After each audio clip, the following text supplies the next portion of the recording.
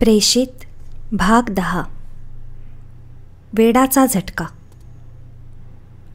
चँग, मला तुझ्याशी काहीतरी बोलायचं आहे, तातडीनं.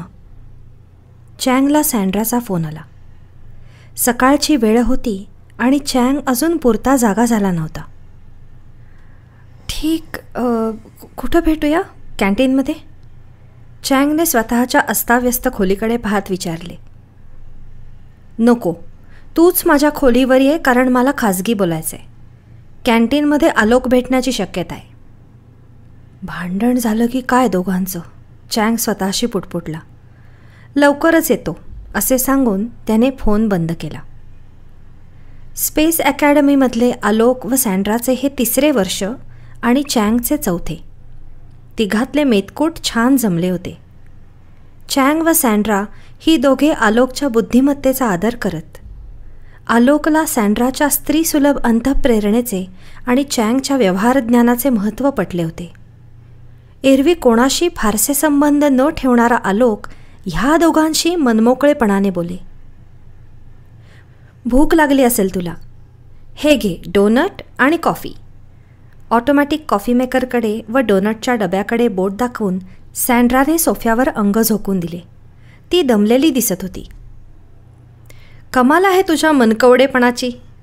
बरोबर माझ्या मनातलं नव्हे, पोटातलं ओळखलंस. कॉफीचा घोट घेत आणि डोनट उचलत चँग पुढे म्हणाला, काल रात्रीच्या सोशल प्रोग्रॅमचा अजून प्रभाव दिसतोय तुझ्या चेहऱ्यावर. काय आलोकशी भांडण तर नाही ना झालं? नाही रे बाबा, पण मी आलोकबद्दलच तुला काहीतरी सांगणार आहे. प्रथम मला हे सांग, तू आलोकशी अगदी अलीकडे केव्हा बोललास? तुला त्याच्या वागण्यात काही फरक वाटला का? काल लंचच्या वेळी. तुला माहीत आहे आमच्या लंचच्या वेळा नेहमी जमतात. काल नेहमीप्रमाणेच आम्ही भेटलो, बोललो. मला तर त्यात काही वेगळं वाटलं नाही. तुला काही वेगळा अनुभव आला का? होय, काल रात्री माझ्या वसतिगृहात सोशल प्रोग्राम होता. नाच गाण्याचा कार्यक्रम होता. मुद्दाम जुनं संगीत 500 वर्षापूर्वी जॅझ म्हणून ओळखलं जाणारं लावलं होतं. ह्या कार्यक्रमासाठी मी आलोकला बोलवलं होतं. प्रथम त्यानं खूप आडेवेडे घेतले. म्हणाला की त्याला रात्री कम्प्युटर वापरायचा असतो आणि काही झालं तरी जागरण, गर्दी, गोंधळ आवडत नाहीत. मला ती कारणं पटत होती, पण त्याला इतर माणसात मिसळायची सवय व्हायला पाहिजे असं मला फार वाटतं, म्हणून मी त्याला गळ घातली. तुम्ही बायका एकदा मनात घेतलं की हात धुवून मागं लागता एखाद्या गरीब बिचाऱ्या पुरुषाला सुधारायला, चँग हसत म्हणाला. आलोक काही गरीब बिचारा नाही. त्याच्या मनात येईल तेच तो करतो. फक्त कधीकधी इतरांचा आग्रह मानतो. ह्यावेळी तो तयार झाला. ठरल्याप्रमाणे पार्टी ड्रेसमध्ये रात्री 8ला माझ्या खोलीवर हजर झाला. चंद्रप्रकाशात टेबलावर बुफे जेवण मांडलं होतं. आकाशातल्या तारका पाहत पाहत आम्ही त्याचा आस्वाद घेतला. आलोक आपल्याच विचारात मग्न झाला होता. पण त्यावेळच्या घाईगर्दीत ते मला तितकंसं जाणवलं नाही. त्यातून पूर्वीसुद्धा तो अशा तऱ्हेने स्वतःमध्येच मग्न असलेला मी पाहिला होता. तू म्हणतेस म्हणून आता मलाही वाटतं खरं की तो गेले 3-4 दिवस नेहमीपेक्षाही मोजकं बोलतोय. चँगने पुष्टी दिली. जेवण झाल्यावर आम्ही थोडा वेळ डान्समध्ये भाग घेतला. माझ्या 2 मैत्रिणींबरोबरही आलोकनं डान्स केला. पुढं त्याच्या आवडीचा एक कंट्री डान्सिंगचा प्रकार होता, त्यातही त्यानं उत्साहानं भाग घेतला. त्यानंतर तोंडाला पावडर लावायला मी प्रसाधनाच्या खोलीत गेले. आलोक ड्रिंक्सच्या टेबलाजवळ माझी वाट पाहणार होता. पण मी माझं काम आटपून तिकडे गेले तर आलोकचा पत्ताच नाही. गर्दीत त्याला पुष्कळ शोधलं. पुरुषांच्या प्रसाधन कक्षाबाहेर उभी राहून आतून बाहेर येणारं कोणी दिसलं की त्यांना विचारून पाहिलं, पण तिथंही तो सापडला नाही. इतक्यात मला जेनी भेटली. तिच्याबरोबर आलोक नाचला होता. तिनं सांगितलं की 5 मिनिटापूर्वीच आलोक दिसला होता. तिनं काही प्रश्न विचारला तर तिकडे लक्ष न देता तरातरा लांब निघून गेला होता. जेनीला आश्चर्य याचं वाटलं की तिला पाहून आलोकनं बिलकुल ओळख दाखवली नव्हती. मी ते सर्व ऐकून हतबुद्ध झाले आणि आलोक ज्या बाजूला गेला असं जेनीनं सांगितलं तिकडे निघाले. ती वाट बागेकडे जाते.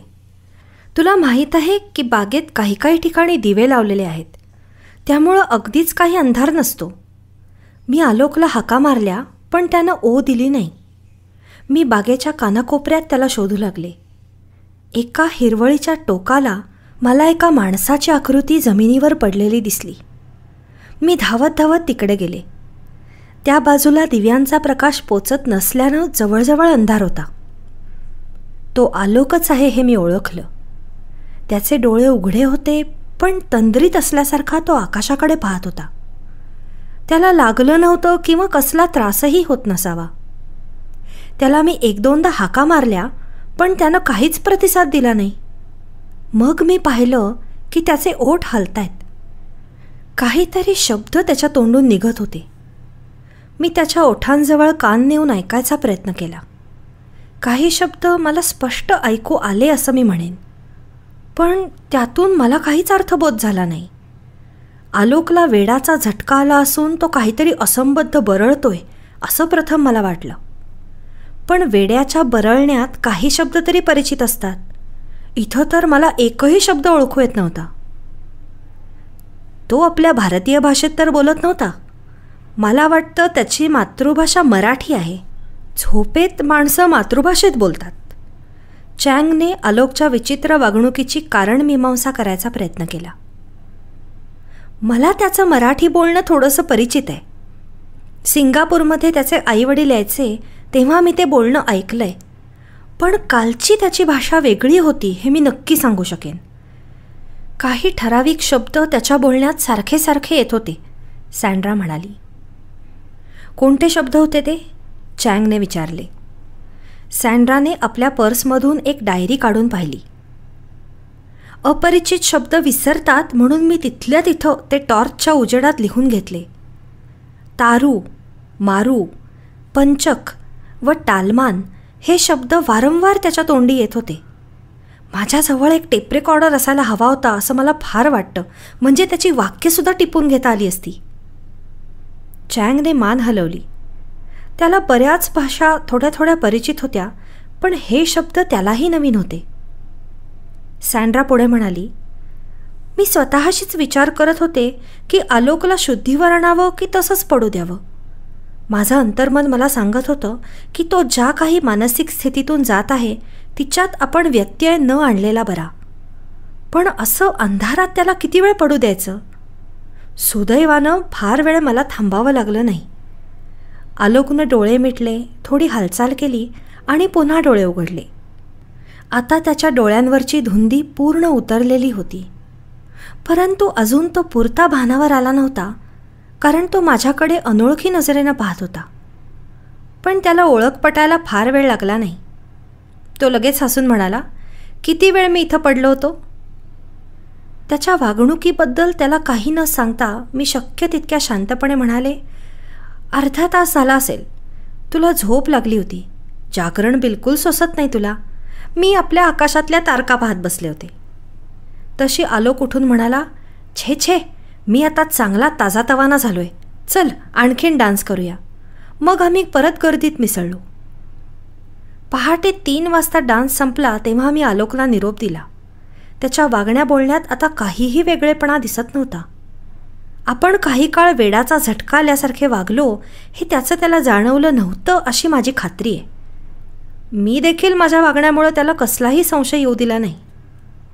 पण तेव्हापासून मला झोप नाही. हे काय प्रकरण आहे याचा छडा लावला पाहिजे असं मला सारखं वाटत होतं. केव्हा एकदा सकाळ होते आणि मी तुला हे सगळं सांगते असं मला झालं होतं. एव्हाना चँगचा ब्रेकफास्ट संपून तो येरझारा घालत होता. त्याने घसा खाकरला. काही विशेष विधान करायचे असले की तो घसाखा करतो हे सँड्राला माहीत होते. आता त्याच्या सुपीक डोक्यातून काय कल्पना निघते याची ती उत्सुकतेने वाट पाहू लागली. चँग बोलू लागला, काही माणसं दुभंगलेल्या व्यक्तिमत्वाची असतात. अशी उदाहरणं आपल्याला माहीत आहेत की एखादा माणूस नेहमी बोलायला चालायला साधाभोळा असतो, कोणाच्या वाटेला जात नाही, समाजाचा एक प्रतिष्ठित घटक म्हणून मिरवतो. पण क्वचित प्रसंगी त्याच्या डोक्यात दुसरं व्यक्तिमत्व थैमान घालतं आणि तो काही काळ पिसाटासारखा वागतो.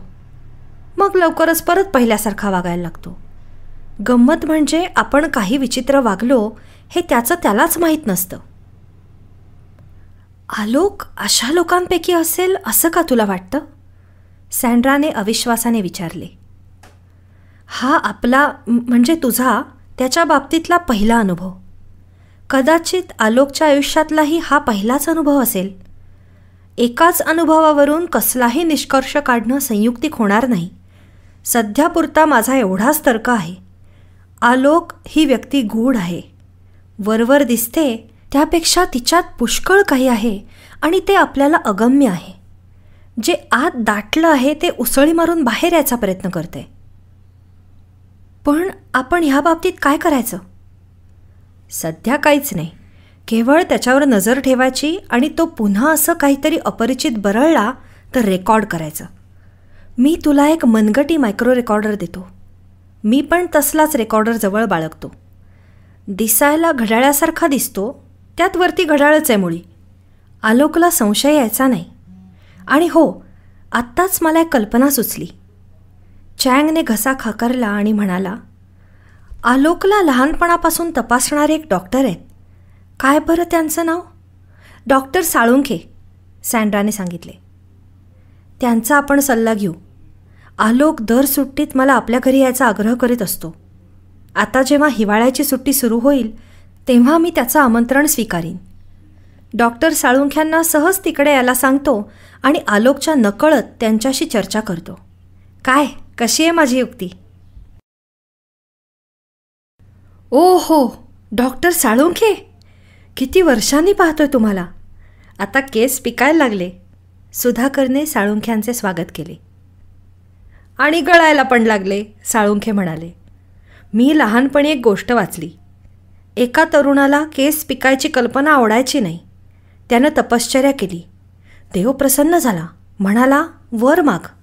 हा पठ्ठ्या म्हणाला, म्हातारपणी माझे केस पिकू दे नकोत. देव म्हणाला, तथास्तु, आणि मिश्किलपणा हसला. त्या तरुणाचे सगळे केस पिकाच्या आत गळून पडले. पण विनोद नंतर. आधी सांगा, आमचा आलोक कुठं आहे, कसा आहे? आलोकचं काम उत्तम चाललंय. तो स्पेस अकॅडमीत रमलाय. पण योगायोग असा की तो सध्या इथंच आहे, वाराणसीत. सुट्टी करता आलाय. एका मित्राला पण आणलंय ह्यावेळी. दोघं सारनाथकडे गेलेत, येतीलच आता. सुधाकर असे म्हणेपर्यंत आलोक दार उघडून आत आला. पाठोपाठ चँग होता. 100 वर्ष आयुष्य आहे तुला आलोक. ओळखलंस का मला? साळुंख्याने विचारले. होय डॉक्टर काका, फार आनंद झाला तुम्ही भेटल्यानं. हा माझा मित्र हुआन चँग. चँग म्हणा त्याला. चँग हे माझे लहानपणापासूनचे मित्र डॉक्टर साळुंखे. चँगने हस्तांदोलन केले आणि म्हणाला, आलोकनं तुमच्याबद्दल बरंच काही सांगितलं आहे मला. चांगलंच सांगितलं असेल अशी आशा करतो. तर आलोक, मला गमती सांग स्पेस अकॅडमीच्या. काय, आता एखादी मुलगी तरी मिळवलीस का तिथं? साळुंख्यांनी मिश्किलपणे विचारले. आलोक लाजेने लाल झाला. चँगच उत्तरला, मिळवली नाही अजून, पण ती मिळण्याच्या मार्गावर आहे. डॉक्टर काका, तुम्ही या वात्रट माणसाच्या बोलण्याकडे लक्ष देऊ नका. मी सांगतो तुम्हाला स्पेस अकॅडमीच्या गमती. पण आधी मला तुमची हालहवाल सांगा. आलोकने सफाईदारपणे विषयांतर केले. त्याला माहीत होते की डॉक्टर साळुंखे एकदा स्वतःच्या प्रयोगांबद्दल बोलायला लागले की इतर विषयांची संभाषणाला जरुरी भासत नाही. अर्ध्या तासाने डॉक्टर साळुंखे आलोकचा आणि त्याच्या आईवडिलांचा निरोप घेऊन बाहेर पडले. जाताना त्यांनी चँगशी हस्तांदोलन केले तेव्हा चँगला जाणवले की त्यांचा हात मोकळा नाही. ते निघून गेल्यावर चँगने हळूच आपल्या हाताच्या पंजात लपलेली चिठ्ठी काढली. त्या कागदी चिटोऱ्यावर लिहिले होते, हॉटेल द पारी, दुपारी 4 वाजता, चेतसिंह रूम. वाराणसीतल्या कॅन्टोन्मेंट विभागातल्या मोठ्या हॉटेलांपैकी हॉटेल द पारी होते.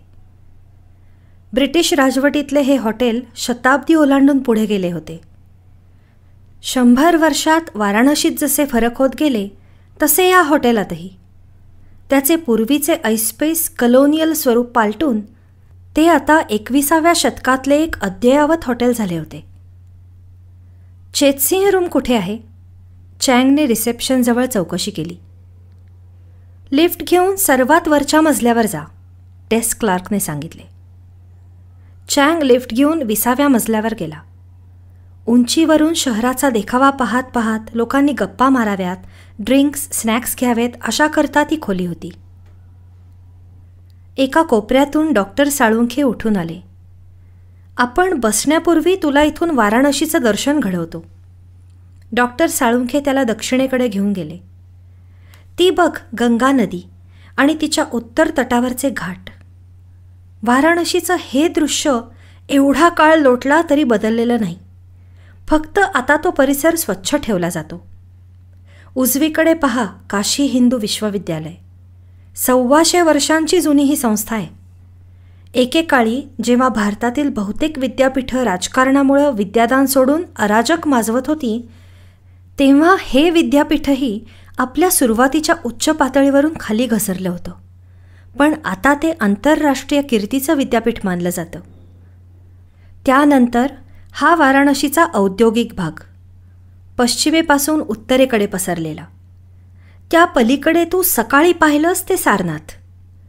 तो मोठा हायवे दिसतो तो पूर्वीचा ग्रँड ट्रंक रोड.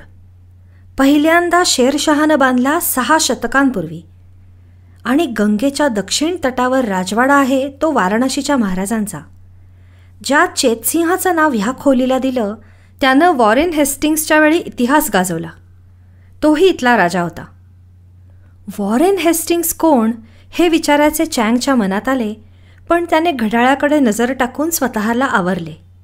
त्याला 5 वाजेपर्यंत घरी परतणे आवश्यक होते. त्याने घसा खाकरला. डॉक्टर साहेब, तुम्ही गाईडचं काम छान कराल आणि गुप्तकटात भागीदारीही उत्तम कराल. हातातली चिठ्ठी त्यांना दाखवत चँग म्हणाला. डॉक्टरांनी कोका कोलासारखे एक पेय ऑर्डर केले आणि चँगला आपल्या टेबलाशी घेऊन गेले. ह्या ड्रिंकला 77 असं नाव दिलं कारण 1977मध्ये भारत सरकारनं मोठं शौर्य दाखवून कोका कोलाचं देशातून उच्चाटन केलं आणि त्याऐवजी हे ड्रिंक भारतात बनवायला सुरुवात केली. परंतु सामान्य माणसापर्यंत हे पोचायला 1997 साल उजाडलं, म्हणून लोक गमतीनं त्याला 77 ऐवजी 97 म्हणतात. डॉक्टर साळुंख्यांनी चँगच्या चेहऱ्याकडे पाहून आपली संभाषणाची गाडी वेगळ्या रुळावर वळवली. तर चँग, तुला आलोकसंबंधी काय माहिती पाहिजे? चँगने आलोकला आलेल्या झटक्याची इत्यंभूत माहिती त्यांना दिली आणि म्हटले, तुम्ही स्वतः मेंदूवर पुष्कळ प्रयोग केलेत.